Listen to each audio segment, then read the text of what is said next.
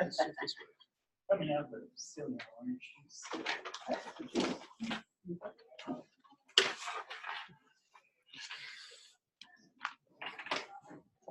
Well, before we start, I mean, you know who's going to write the report tonight? No. So, Matt's going to write it.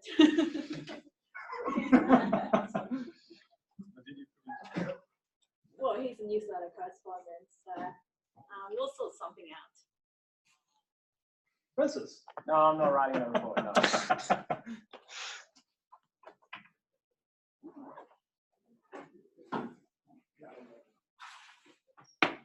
15 seconds.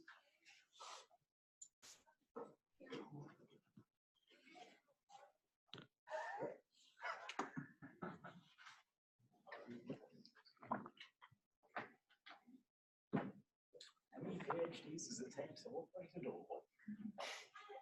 More than one, maybe.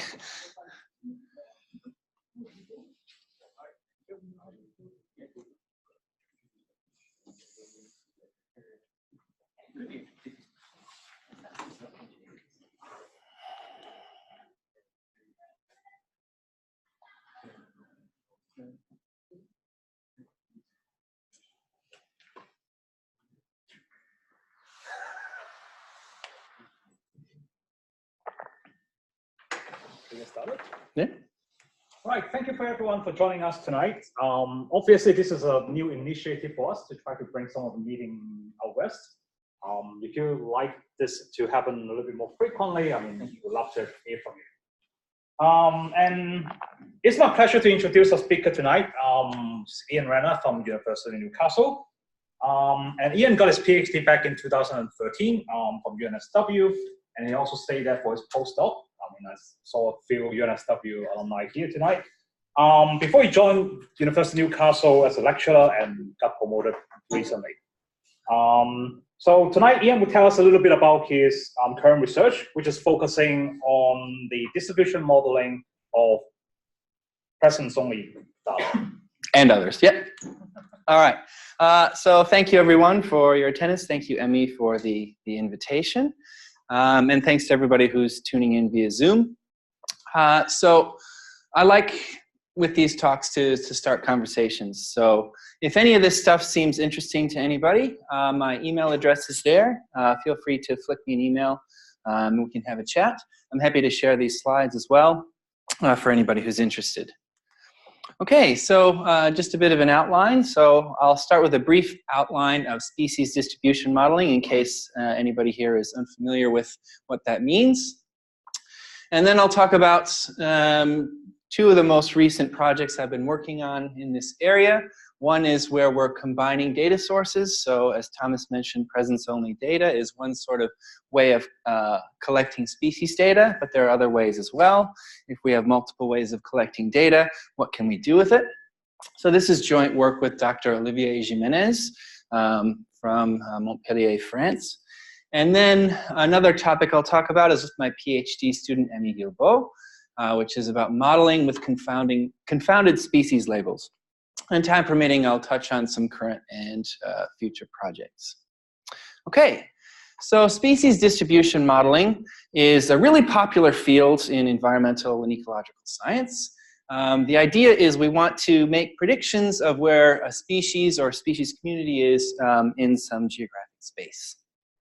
So for the first sort of project that I'm going to be discussing, we'll be looking at these guys. These are Eurasian lynx, and if you haven't seen them before, check them out on YouTube. They have hilarious sort of calls that they do in competition with each other. It's quite funny.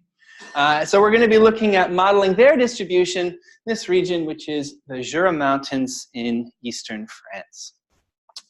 The idea behind species distribution modeling, as I alluded to earlier, is that we've got some information about where a species is present. We also have access to some predictor environmental variables that we think will help explain the distribution, things like precipitation, temperature, altitude, and so forth. And we try to put those two together to come up with a model of predictions of species intensity or abundance or something like that as a function of those predictor variables. there are a lot of different species distribution modeling methods out there, and this is in part due to the fact that there are a lot of different ways of collecting species data. So one that have spent quite a bit of time looking at is so-called presence-only data. So this, as the name suggests, means that we only have species presences. So maybe we're looking for kangaroos, and Emmy goes for a hike through a national park, and she says, I see a kangaroo at this latitude and longitude, and she reports it to a local government agency. Someone else is driving down Canberra, and they know to find a kangaroo by the side of the road, and they report that as well. But we only have access to presences, no absences. When we have this sort of species data, an appropriate modeling method we can use is a point process model, or PPM for short. If instead, some scientists have decided that they are interested in the distribution of a specific species, and they pre-select some specific sites where they want to investigate whether the species is present or not, and they go to those sites and record, yes, I detected the species, or no, I did not. That's called presence-absence data, so we do have absences, or at least non-detections. And in this case, we could use logistic regression.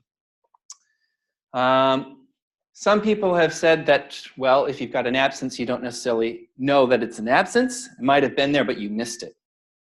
So one way to try to see if there's imperfect detection and model it is to basically do the systematic survey thing multiple times at these sites. So repeated presence-absence survey, for which we can use occupancy modeling. I've highlighted the presence-only and repeated presence-absence in blue because those are the ones that I'll be talking about. Regardless of your data source, there are various biases that can come into play with the sort of species data that you have. So one that plagues presence-only data is a bias in sampling effort. So you might be interested in the distribution of squirrels or something, and you see, hey, they're really close to roads. Do squirrels like roads? It might seem that way if you drive by the road and see some roadkill or something, but more likely it's just that's where the observers are. So with presence-only data, again, it's just reported on where the people are saying, I saw this here, I saw this there. So if there are areas where people more frequently look for the species, they're going to be overrepresented in the data set. Okay? So you can have situations where the observations are biased towards sites that are, say, more easily accessible. We also have the aforementioned issue of detection. So you may be looking for a species, and maybe it's hard to see, or maybe the weather conditions aren't that great when you're looking for it, and you don't detect it, but it was actually there. You can also have issues with identification. I may, think I'm seeing a kangaroo, but maybe it's actually a wallaby. So I report that I've seen a kangaroo, but actually, hey, it was a wallaby. Or location. Maybe I said I found this species at a particular location, but my GPS wasn't working or something like that, and I reported the wrong coordinates. And neither of these lists are exhaustive. There are many other sorts of data sources, and there are many other sorts of biases. The ones in blue are the ones that I'm going to touch on here. Okay? But the basic idea is this may seem like it's quite simple, but there's actually a lot that you have to consider when building a species distribution model. So the first one I'd said I'd focus on are point process models. The simplest one that would be of any practical use for us is called an inhomogeneous Poisson point process model. And the main quantity that we're interested in estimating here is an intensity mu of S. So S is going to be our location, and mu is going to be our intensity estimate at S. And it's per area measure. So if you have a particular location S, and you have an intensity of 2 there, if your units are square kilometers, that means that your estimate is that there are 2 critters per square kilometer around that location. Okay? So that's the key quantity. We're going to define it over some region A. If we fit an inhomogeneous Poisson point process model, some implicit assumptions are that our point locations, which I'll collect in bold S, are independently distributed conditional on the environment. So what that means is, yeah, maybe the species particularly likes sunny conditions. So you'll expect to find them in sunny places. But just beyond that, once you've factored out the environmental effect, if this individual is there, it makes it no more or less likely that another individual will be there. So it's an assumption of independence conditional on the environment. We also get that the number of points that we observe, m, is a realization of a Poisson random variable, and the mean of that is the integral over our entire study window of this intensity surface. We typically will model intensity as a log linear function of some environmental variables x, which we'll parameterize by beta, and maybe some observer bias variables z. So again, maybe we think there's this issue of sampling effort. Maybe we think that our observations are too close to really easily accessible sites, maybe road networks. So maybe we include something like distance to the nearest road as an observer bias variable to try to account for that. And we'll parameterize observer bias variables by alpha. So we've got a log linear model. As an example, we'd have some intercept beta 0, some slope term beta 1 times as an environmental variable, maybe annual rainfall at that location, another one for, say, maximum temperature, and for observer bias variables, maybe we'll have distance to the nearest road and so forth. We can fit these by maximizing this log likelihood expression. My thing isn't working, my laser point, oops. So this log likelihood expression, which we can do with any sort of standard GLM software. So the intensity, as I mentioned, is sort of the key quantity here. One thing with presence-only species distribution models that's important to note is that there are many different ones out there, and depending on the model you have, there are different sorts of interpretations for what it's fitting. For many, they claim that what they're actually getting an estimate of is a probability that a species is there. Point process models aren't going to output a probability. It's an intensity. What it's related to is abundance. So, but the abundance of what is what we have to consider. What we'd obviously like is an abundance of critters. How many frogs are there per square kilometer? What we actually get, though, by the nature of the data, is an intensity of, or an abundance of observers of that species. So we had 3, say, records of frogs in that particular square kilometer. The other sort of species distribution model that I'll be looking at are so-called occupancy models. And this, again, comes from the desire to try to get a sense of imperfect detection for species. So occupancy models rely on sort of multiple visits to sites where we record presence and absence, or detection and non-detection. So because this detection may not be perfect, you might be in a situation where a species is present but you didn't detect it. And these false absences can bias your model coefficients, especially if the rate of false non-detections isn't homogeneous throughout your study region. So occupancy models have been developed to account for these. So as I mentioned, they rely on these repeated visits. So to visualize how that works, suppose that this is our set of sites. It's quite simple.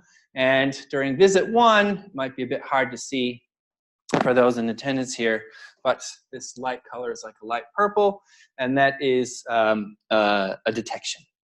So maybe on visit 1, we detect the species at all the purple squares, and we don't detect it at all the white ones.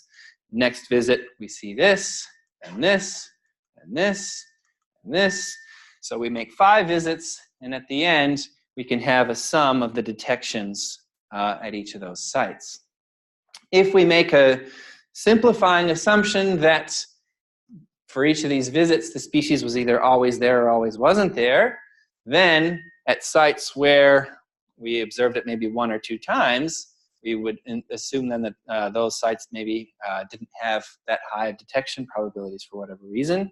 We also don't know whether in these sites where we didn't detect it at all, whether it was there and we just missed it each time. So with an occupancy model, we're going to try to get a sense of this inhomogeneous detection probability. So if we assume that a particular site I that has area AI has some probability psi I of being occupied by a species. And at that site, we have a probability of pi of detecting the species if at least one is present. And let's suppose we let yi be the sum of the observations at site I. So that's what we're mapping here, the yi, the sum. If we make ji total visits to a particular site, then the probability that we observe a certain number, little yi, is basically a zero inflated binomial. So if the species is present, you've got this binomial term. If it's absent, you've got this 1 minus psi because it's absent there. Okay? We can relate this occupancy to some Poisson abundance of the species in this way. And this is how we can sort of tie this together with a point process model. So this occupancy at the site I, the probability of occupancy, psi I, we can say it's 1 minus the probability that nothing is there. So if we let zi be the count of how many critters are there, then if we assume a Poisson distribution, then zi can be modeled as a Poisson random variable with mean mu I, which is the intensity at that site, times the area. Okay?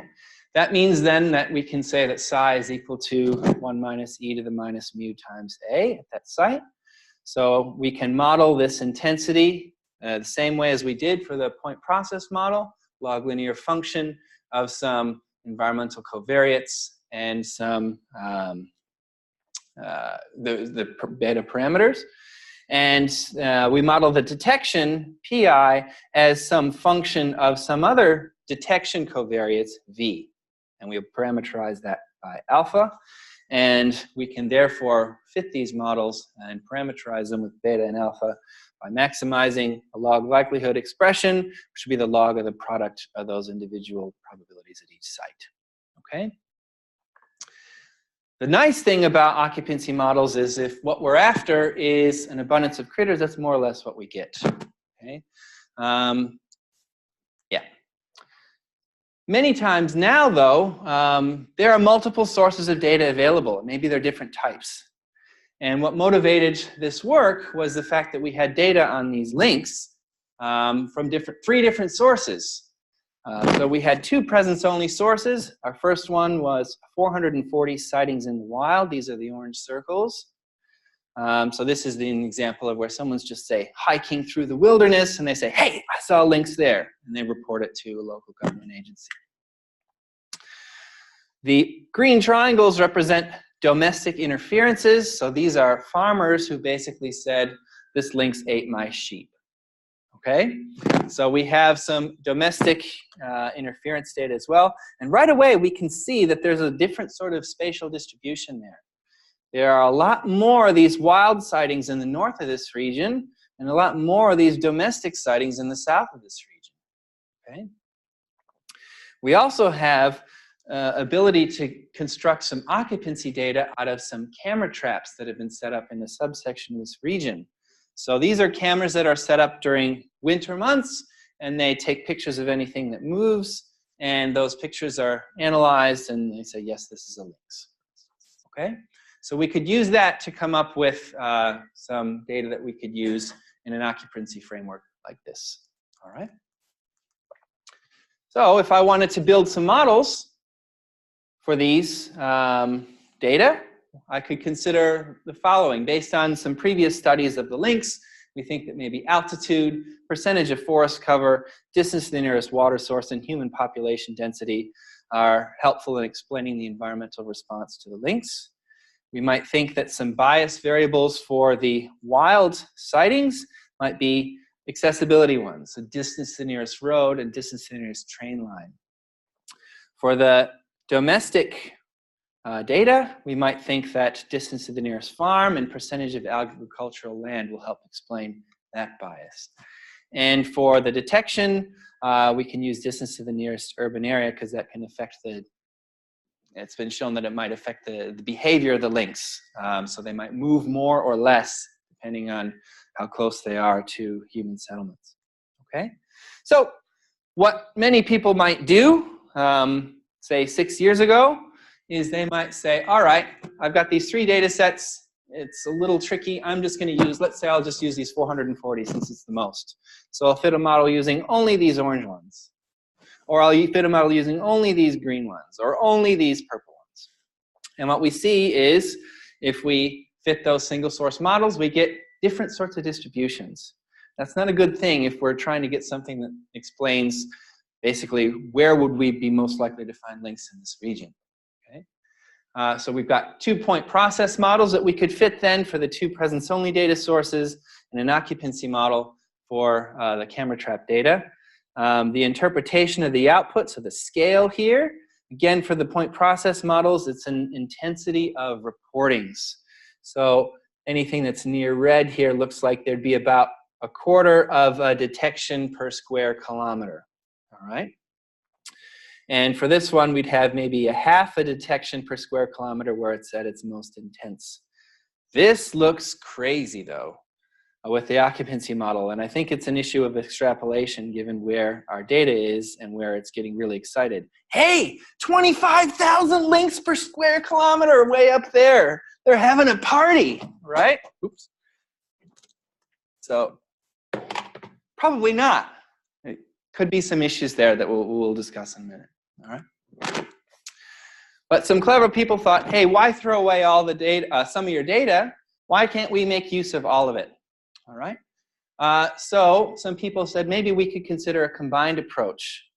If we've collected these data sources independently, then we can construct a combined log likelihood, which is just a sum of the log likelihood components of the different data sources. So we could combine, say, the log likelihood term for a point process model for presence-only data and a logistic regression, say, for presence-absence data. Okay? This was done by Fithian et al. The alpha there, as they've defined it, is an intercept term, so that's like the beta 0 as I defined it. And the beta is the environmental, parameterizing environmental effects. And this gamma and delta are an intercept and slope terms for some bias, some thinning bias. So the idea behind this combined approach is that we can use both of these data sets to inform on what we're really scientifically interested in, which is the environmental response, which is in this case parameterized by alpha and beta. So both of these data sets inform us about alpha and beta. This presence-only one has some bias that we're going to parameterize individually for that data set. For presence-only and occupancy models, the same sort of thing can apply. So maybe we can take a point process model, have some bias parameters alpha for those, like distance to nearest road, for instance, and this beta is characterizing the environmental response. And for the occupancy, we have some alphas which are determining the detection probabilities, and the betas again. So once again, we have 2 different data sources informing about this environmental response beta. Okay? So that's all well and good. We can fit a combined model for our 3 data sets then. So we've got a point process model for the wild data set, point process model for the domestic data set, and the occupancy model for the camera trap data, and this is what we end up with. So it kind of looks like sort of a rough average of these 2, the wild and the domestic. And this occupancy was really, really excited in certain places. Well, it doesn't show up as being that excited anymore. One thing we lose when we do this combined approach now is we lose an interpretation of the output. So with the single source models, for presence-only data, we can say, okay, what we're getting here is an intensity of reportings. For the occupancy, we're purportedly getting an intensity of the species. When we put it together, we get some sort of weighted average. And so a weighted average of intensities of reportings versus species, it's like mostly can be construed, I'd say, as something proportional to habitat suitability. Okay? So that's what we could do now. We could make use of all the data, and hopefully this map will do a better job of describing where the links are than these ones would. Okay? However, there are still some issues with this approach that could be improved upon, and that's what I'm trying to do. So there are some common problems, especially in presence-only analysis, that aren't really considered in this combination approach. One is variable selection. So I included all of these variables in the model. Maybe I shouldn't have. Maybe some of these variables don't mean a thing for the links or the bias or whatever. But I've included them anyway. Maybe there are other ones that I could include still, right? But you run the risk of overfitting a model if you include too much. And diagnostics. So is the fitted model appropriate for the given data?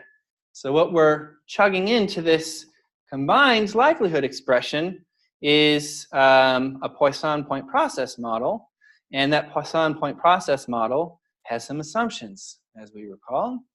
And maybe some of those assumptions aren't met. But hey, I can just chuck it into this software and it can give me a pretty map. But it might not necessarily be that you're putting in appropriate components for that combined likelihood. And finally, in terms of data quality, should each source be given equal footing in the combination? So maybe certain data sets are actually better quality than others, and maybe we should try to upweight their contribution to the whole. Currently, we're just in a combined approach, letting everything stand equally. Okay, maybe that's not the best idea. So for the first extension, we're going to consider things that can help us maybe with the question of variable selection. How do I know which variables I should include in my model? And one thing that I've done a lot of, so why not do it here as well, is affix a penalty. There are many sorts of penalties that you can affix to a likelihood to address overfitting. You may have heard of ridge regression before. A lasso is another type of penalty. There are various variants of the lasso as well. The idea behind a lasso penalty is that we're going to maximize the likelihood expression, but we're going to attach to it some penalty on model complexity. And for the lasso, the form of that is this. There's some tuning parameter lambda. We multiply it by a sum of the absolute values of those coefficients. What this means, though, is if we want everything to be treated fairly, we need to standardize our covariates x's and z's such that they have mean 0 and variance 1, so those beta parameters are on equal footing. The lasso is a popular choice for shrinkage or penalty because in some cases it can induce sparsity in your choice of model. So I've got two very simple graphs here to sort of illustrate how this might work. The solid orange curves represent the unpenalized likelihood curve for a single variable. The dashed blue line is our lasso penalty, and if you add those two together, you get this orange curved line, which is the penalized likelihood. In this case here, we'd start off at our maximum likelihood estimate of the unpenalized likelihood at this black dot, and we move towards 0 until we get to the point where the slope of this, or the slope of the tangent line of this likelihood surface matches the slope of your lasso penalty. Okay? And so this suggests that maybe we should just stop here, move a little bit towards 0. The idea here is that it helps your betas not be too loud, not too high, not have too high magnitudes. Okay? But in some cases, it might be such that your slope of the tangent line for the likelihood curve is always smaller than the slope of this penalty. So you're still gaining in the penalized likelihood by moving towards 0 until you hit 0. Once you hit 0, then you're losing by continuing in both the penalty and the likelihood surface, so that's where it stops. So depending on how steep we make this dashed blue line, we can encourage these lasso estimates to be closer or further from 0. Okay? But the selection of this lambda is an important thing that comes out of that. But anyway, this is quite a popular way of approaching this problem of which variables should I include in my model. So I can apply a lasso penalty to each of our component data sources here for the links. And so what I've done here is I've actually fit a bunch of different models. A bunch of different models where I have this likelihood for whatever it is, and I vary this lambda. The bigger I make this lambda, the steeper I make this penalty, the more I'm going to encourage sparsity. And we see in each case, as we increase this lambda, as we move towards the right, these coefficient values are being sucked into 0. Okay? And where you stop along that what so-called regularization path is an active area of research, but we could use, say, BIC as a criterion. And in this case, the BIC suggests we shouldn't shrink at all the coefficients for the wild and domestic data, but for that occupancy model, we certainly should. It suggests that the occupancy model was greatly overfitted with 15 covariates. That's why we were getting this crazy links party up there. Okay? It was a vastly overfitted model. So we could then affix a lasso penalty as one way of extending this combination approach to address issues of variable selection. Another issue is with diagnostics. So is my fitted component likelihood appropriate for the data? So there are a lot of diagnostic tools for point process models, but nobody's been considering them. One diagnostic tool that relates to something developed in the 70s is an inhomogeneous K envelope. And the idea here is it can be used to diagnose conditional independence of the point locations. So that's usually the boo-boo assumption for the Poisson case. And you can see here that there tend to be some tightly packed clusters within the orange data set and even the green data set, right? There's some tightly packed clusters. Is the environment really, really good in these places, or is there something else going on? Okay? Because remember, with the Poisson point process model, we're assuming conditional independence. So why are we getting these tight clusters here? Okay? So the K envelope is one way we can say, is that assumption appropriate or not? And the idea behind it is you fit a Poisson point process model as if it is okay. You say, yay, here, Poisson point process model works. I get my coefficient estimates, my betas. From that, I simulate other patterns. So rather than the observed pattern of points, I'll simulate other patterns based on the fitted intensity that I get. And I'll compute this K function, which is a measure of clustering at different radii, for my simulated patterns. Those ones I've simulated to be independent so that I know that the independence holds. So I can compare some Monte Carlo envelope of the simulations to the observed K function and see where I stand. And what we see is for both the wild model and especially this domestic model, it's screaming and saying, no, Poisson assumption is not okay. There's more clustering than what can be reasonably expected in each of these cases. So when I put a Poisson point process model likelihood in here, I'm not doing the right thing by the data. Okay? But thankfully, there's many solutions to this. Other sorts of point process models could be used that do account for dependence. There are dozens of them out there that don't make that assumption of independence. Some are good for models where the points tend to stay away from each other. So maybe if you have a territorial species where they're never too close. Some are good only for if they're really clustered. What I like is an area interaction model because it can accommodate both clustering and repulsion of points. The way an area interaction model works is it basically introduces an extra covariate called the point interaction, which I've denoted TS here. And the point interaction, basically what it tells us at each point is a rough proportion. So I'm going to put circles of a given radius R around all the points in my pattern. And at a location S, I see roughly how much of this circle around S overlaps with circles of around the other points. So for this one, maybe 10%. If I put a location here, then maybe it would be 0, right? Because it wouldn't overlap with any of them. If I put a point, say, here, that point interaction would be quite higher.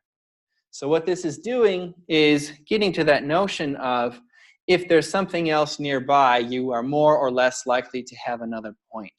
So it's a way of addressing that spatial signal we have in the data, the clustering in this case, by saying, hey, there are other points nearby. So that's partly why we maybe have this point here too. So it introduces this point interaction term, but it can essentially be fitted in the same way. To fit an area interaction model, we maximize what's called a pseudo-likelihood, but the pseudo-likelihood is exactly the same form as this Poisson point process model likelihood. So basically we fit the same thing, we just add an extra x, if you will. All right? So that's one thing that we can do. The question we have, though, is we've got this clustering among the points. What's causing it? And there could be various things that might be causing it. We could have abiotic processes. So maybe there's a missing environmental covariate. Maybe there's clustering in places because there's something I haven't measured that makes it really nice for them there. Or maybe it's biotic processes. Maybe it's species behavior. Maybe links like to hang out. Suggestion is that they don't, per se, but, you know, in general, that could be something that we could see. Or an observation process, like sampling bias. If I want to see a links, and this public resource, which has all these links locations are around, I might go to where other people have seen a links, right? And since I'm aware of this repository, I might report it as well. So maybe somebody says, I've seen a link set coordinate x and y. So I'm going to go to coordinate x and y and see if I can see one too. I walk around a little bit and, hey, I see a link, so I report it there. So we could have clustering induced by some sort of sampling bias. So how to diagnose maybe what the cause is of this bias is tricky, but one potential check is to look at a spatial dependence across the data sources. So if we have a green point, are we likely to have an orange point nearby? Vice versa. This cross model, K-envelope, suggests that there's no dependence at all. So if there's a green point, we're no more or less likely to have an orange point nearby. That sort of suggests that it's not biology or a missing environmental covariate, right? Because you think if it was, then that clustering would manifest itself across the data sources as well. So we think it's probably an artifact of the observation process. And that will help us handle what we do with that then, okay? So we've got as diagnostics some area interaction model that we could use in place of the Poisson point process model where necessary for presence-only data. And lastly, an issue of data quality. So I've got these three data sources. Should they all have equal footing? So the combined model puts them all on equal footing, but looking at superior quality of the survey data, we can see that when we look at a residual sum of squares, comparing the predictions from the occupancy model, that's affixed with the lasso penalty to these other ones, and we have a smaller residual sum of squares, which is suggesting that this data source is doing a better job at identifying the true distribution according to independent data than these ones. So maybe, rather than putting all the data sets on equal footing, we should weight the occupancy model, occupancy data most, and then the wild, and then the domestic. Okay. So we could incorporate source weights based on some performance measure on independent data to maybe get a better map. All right. So the proposed combined model looks like this. It's a little bit messy, but we've sort of already touched on all of these things, so hopefully it's not too confusing. So I'm going to look at a combined penalized likelihood expression that depends on alpha, which are bias parameters, beta, which are my environmental parameters, y, which is my species data, and w, which are my weights. So I have a sum across my D data sources of some weighted likelihood term. So this W is a weight. This L is a likelihood term that depends on the data source. So if I've got presence only Y, then this would be a Poisson point process model or area interaction model likelihood, something like that. If this Y is presence absence, it would be like a logistic log likelihood. If it's occupancy data, then I'd have the occupancy likelihood and so forth. And then I attach this lasso penalty on the sums of the absolute values of these betas, as well as the alphas, my bias terms. And I can choose the size of that penalty through some criterion like BIC. Okay? So just comparing models now. Here was the model that was combined. So just the stock standard. I wouldn't say stock standard, but the fairly new stock standard at least. What Fithian and D'Orazio you'd get from their methods. If we weight, fix the lasso penalty and source weights, we get a map that looks very, very similar. However, if we also use area interaction models as was suggested to be appropriate by these envelopes, then we get something that looks quite different. Okay? We get something that looks a lot flatter, that there's a more even distribution throughout the space than either of those models. And for that independent data that we have, it's not as great of a signal as I would like to see, but the weighted area interaction model seems to have the best performance across various metrics. Okay? So you shouldn't necessarily make your mind up about a method. This proposed method seems like it's helpful in this case. But you shouldn't necessarily make your mind up based on a single example, right? So a single data set with the links. So I've gone about and put together some simulations to see whether this would work. So to do that, I generated a really big species pattern, around 10,000 points from a Poisson intensity surface based on 8 covariates.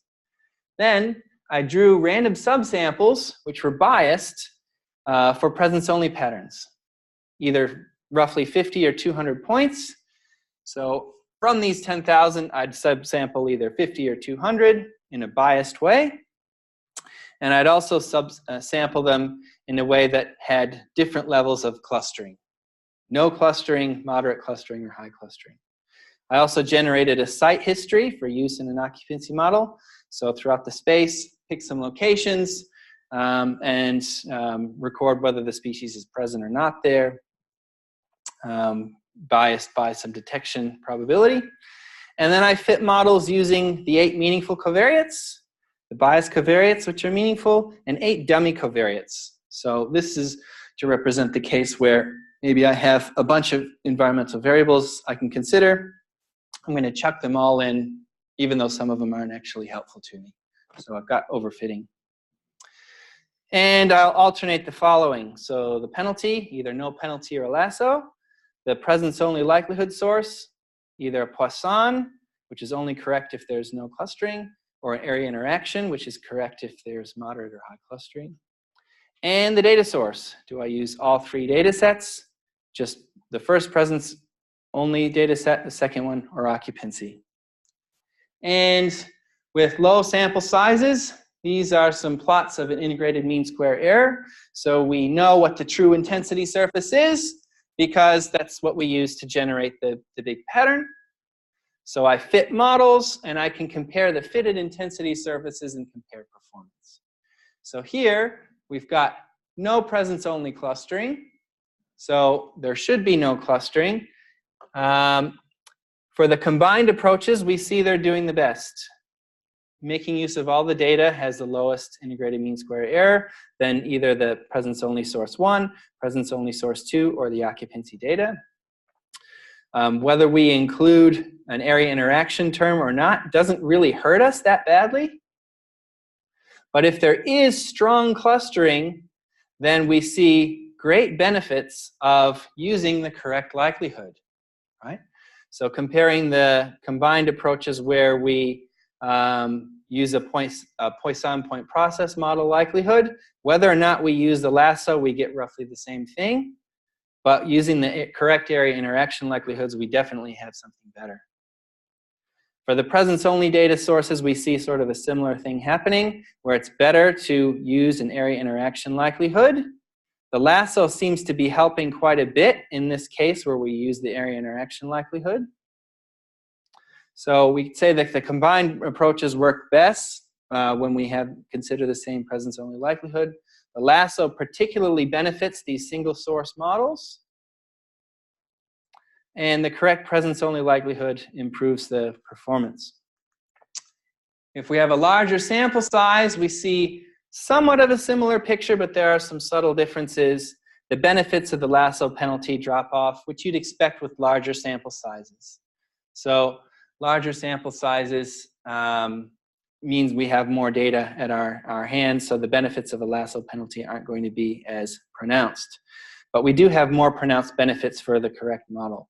So in this toy world, it does seem that the proposed combined penalized likelihood approach is superior to what's currently in the literature in the way of combined likelihood. Okay? So that's one project that I've been involved with. So there's an article that I've submitted to MEE that's in review. There's a link to the preprint if you're interested at the end of this slides. So I've got a little bit of time to talk about this other project. So this is with my PhD student. So another issue that we might have in species distribution models, and especially pertinent if you're using these things to inform, say, conservation decisions, what happens if there are changes in taxonomy?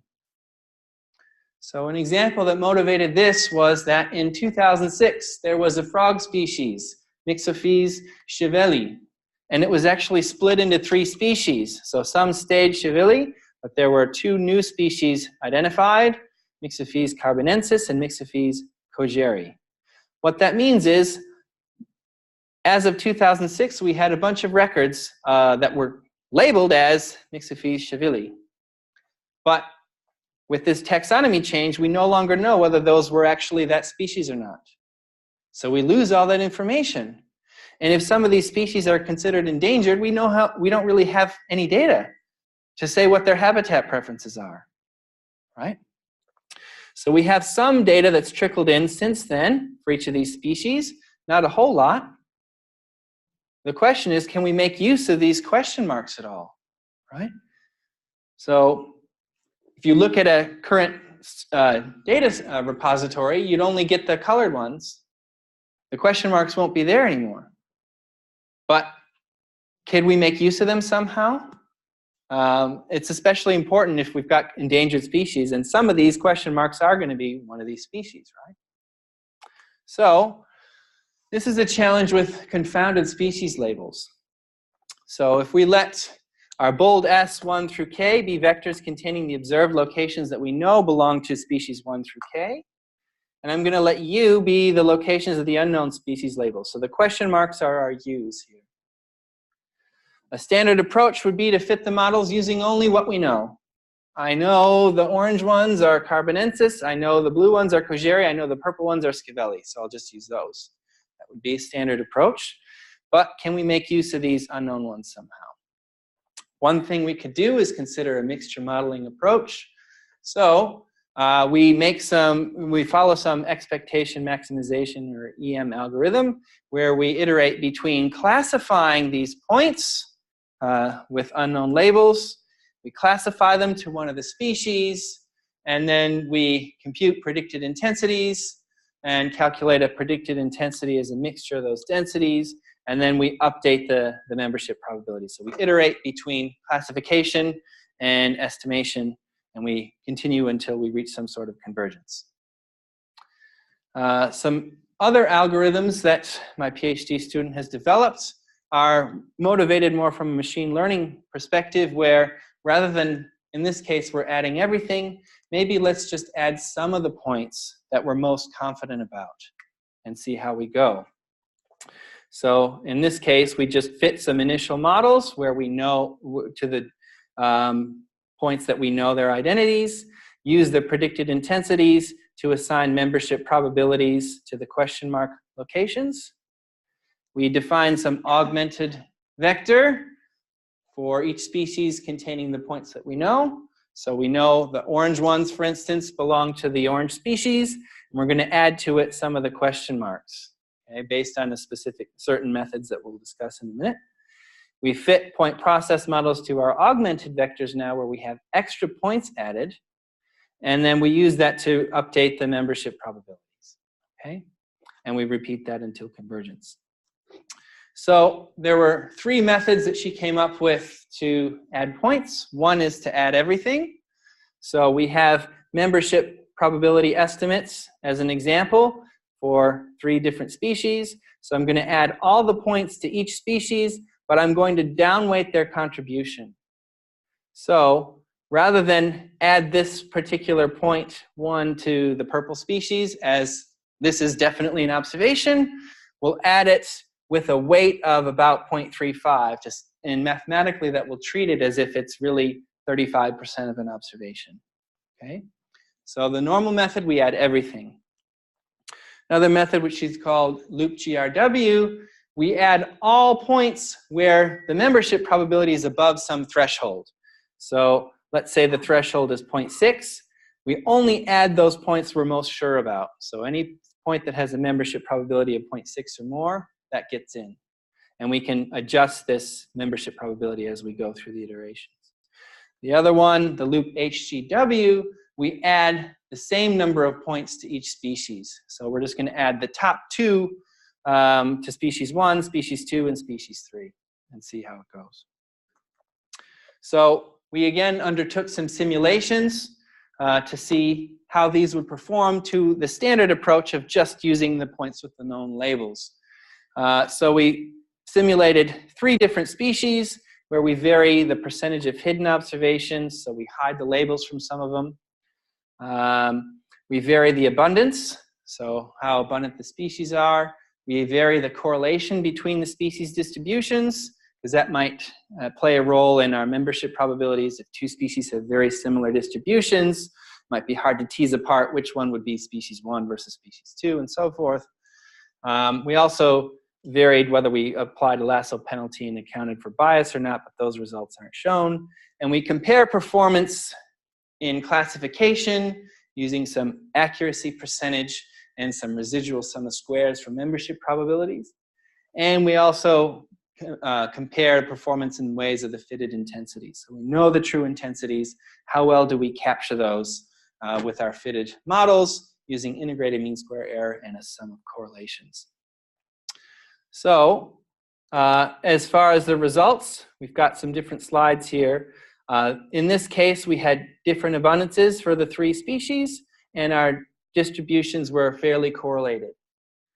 So we're only going to show a couple results here. For the mixture model approach, we're going to use k nearest neighbors as the way of assigning the initial weights. We've got the individual method, which doesn't use any of those question mark points. And we've got 2 of the loop methods, the loop GR and the loop HG. For the mean residual sum of squares, lower is better. So we see it looks pretty okay when we're only missing 20%, pretty similar. But as we increase the percentage of missing data, the KNN mixture one is falling behind, and the loop HG, the individual, and the loop GR. In terms of accuracy and classification, they're pretty similar. Comparing the distributions, again, with only 20% missing, it's much of a muchness, but as we increase the percentage of missing information, the loop GRW, integrated mean square, lower is better, looks the best. Individual and loop HG are pretty competitive. The KNN mixture is not doing so well. Some of the correlations, higher is better. So the loop GR is again looking good. Loop HG is pretty competitive with the individual method, and the KNN is actually not too bad there either. The box plots actually look pretty similar when we change these sort of parent distributions. Here we're going to have non-correlated distributions. We get sort of similar trends for everything, really. Similar abundances, but correlated distributions. Similar abundances, but non-correlated distributions. In terms of some conclusions of this work, the idea is that, well, classification performance seems to be pretty similar for the individual point process model, the loop GRW and loop HGW methods, but the mixture model with KNN lags behind. There are other ways of using mixture modeling. We might use k-means instead of k nearest neighbors. KNN was actually chosen because that was the best performer. And there was that normal loop method as well, which I described, but that was a worse performer than the other one, so that one wasn't shown for the sake of having not so many boxes in those box plots. The loop GRW method seems to be promising. It seems to have the best performance in classification and accuracy. The loop HGW is generally pretty competitive with the individual PPM. In the end, what that means is it appears that we can make use of some points with unknown species identities in a meaningful way to produce better maps, okay? Which is important for, conservation purposes. If you have a new taxonomy, you don't have much data, you have some old data that's confounded, it can still maybe be informative for the new distributions, okay? So for the frogs, we've shown 3 different maps for the different species, and we actually do have some different appearing distributions a bit for the different approaches. So we've got the KNN mixture, the individual PPM, and the loop GRW, which was the best of the loop performances.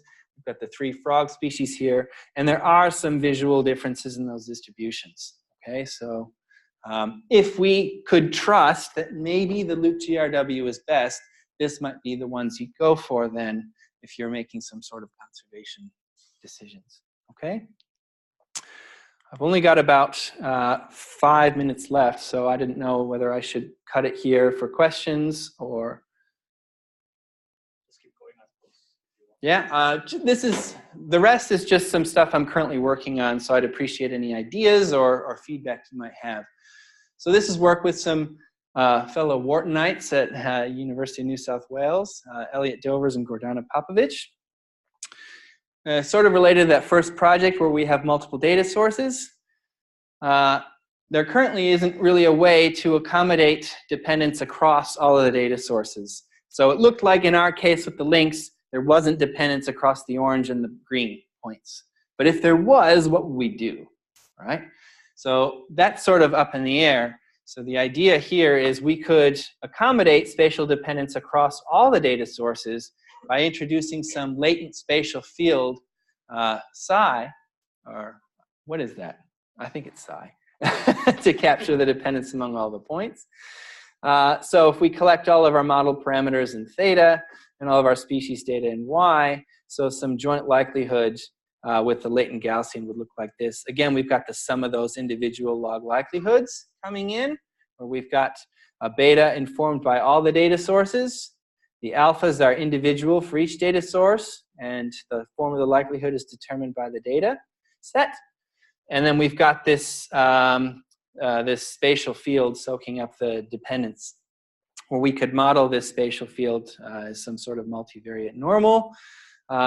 We might think that this covariance, which depends on some covariance u, might be a dimensionality issue, but Elliot thinks that we can be more efficient using something like fixed rank kriging and fit the model with software like Template Model Builder, TMB. So this is work that's in very preliminary development. So if it's interesting to you, flick me an email. Another project I'm working on is modeling the distribution of dung beetles in France. So this is work with Pierre G. Robert and Camilla Leandro. So they have a big data set of 50,000 presence-only observations of dung beetles in France. The goal is to invite stakeholders interested in dung beetle conservation to participate in further data collection. So they've got a project they've launched called Scarabee Obs, because they're scarabs, the types of beetles. The reason for this is, look, dung beetles aren't a sexy species. Not many people are going to care about them, but they're important for ecosystems. So monitoring how they're doing is important as a sort of a signal for how well the entire ecosystem is doing. So what they want to do is see if we can come up with some cyclical strategy where we build a distribution, use that distribution to inform the stakeholders to collect data in specific places, take in that data, refit models to get new distributions and further inform. So using the models as a tool for gauging conservation. If the species are found or not found where predicted, this could inform some conservation efforts. There are some challenges of accounting for observer bias and some untrustworthy observations. I would have never thought this possible, but apparently there's a competitive nature to some of the people collecting dung beetle data. They don't want to share data with each other. And apparently somebody falsified records of dung beetles. They said, I saw dung beetles in this, and it turned out that they hadn't. So there's some crazy things going on with that data. we'd have combined data here if we get these stakeholders to buy in. We've got the presence only, but if we're telling them to go to this location, these locations, say whether you see it or not, we now have presence absence data too, so some of this combined stuff might come in. We've got environmental data at different scales, which could be tricky, and how we model rare and cryptic species is a challenge as well. And finally, one last thing, if we've got presence-only data, we're sort of limited in how we can fit a species distribution model. We can fit it as a function of environmental covariates. We could fit it as a function of maybe some bias covariates. If we've only got presence-only data, though, there's a lot of stuff that we miss out on. If we've got other types of data, like presence-absence or count data, there are packages that can make use of, yes, this species is there and that species is also there, so we can get sort of co-occurrence patterns to say, this species doesn't like that species, or this species does like that species. Things like traits and phylogeny, other things that are important in determining the distribution of a species, there currently isn't much we can do with presence-only data. So I'm working with Otso Ovaskainen from the University of Helsinki to incorporate presence-only data into his package of hierarchical modeling of species communities. And the idea there is then that we can get some spatial, temporal, trait-based, phylogenetically informed SDMs. That's a mouthful, all right? So that's where I'll leave it. So thank you all for your attention, whether here or via Zoom. I've got some references here as well for anyone who's interested. So again, thank you for your attention. Ooh, 7:30. Right on. Very precise. Any questions? Yeah, sorry I missed the first few minutes. That's all right. What was the region where the link started was collected? It's the Jura Mountains in France. So there.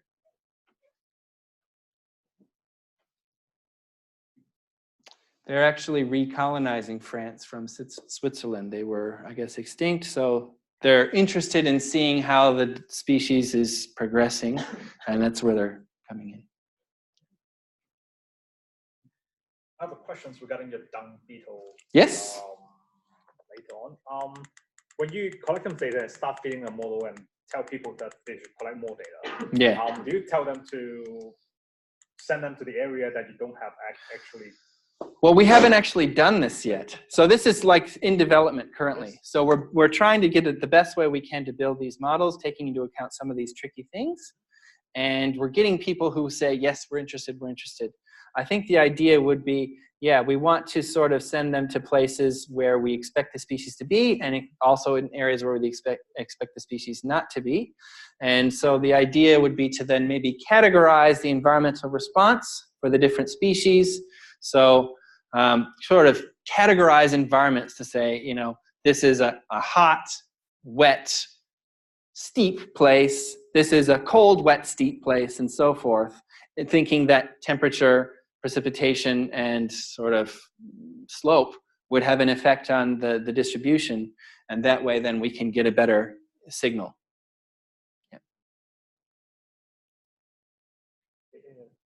Very good talk, Ian. Thanks. I wanted to ask regarding when you combine the different sources, you use the weights. So yeah. clarify exactly how you constructed the weights. Yeah. So here we had. It's been a while since I did this part of it, but I did some spatial cross-validation thing. I took out a lot of the details here just because it's already a long talk. But basically, the camera trap data is pretty good quality. So what I did was I said, all right, I'm going to take out these ones, and I'm going to fit models using everything that's not sort of in that window and predict there, and then sort of cycle around. So withholding some of the camera trap data and seeing how the other data sources did in predicting to that. So with that in mind, maybe it's, yeah, but with the observations that we trust, because they're pictures that are verified by experts, I think it's probably more trustworthy.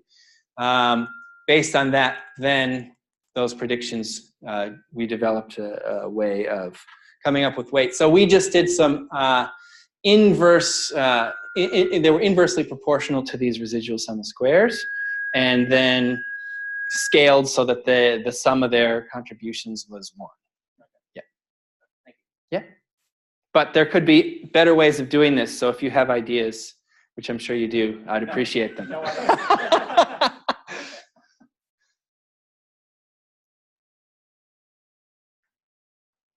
Okay, if there's no more questions, please join us, and thank you, Ian, for a wonderful talk this evening. All right. Thank you all for coming.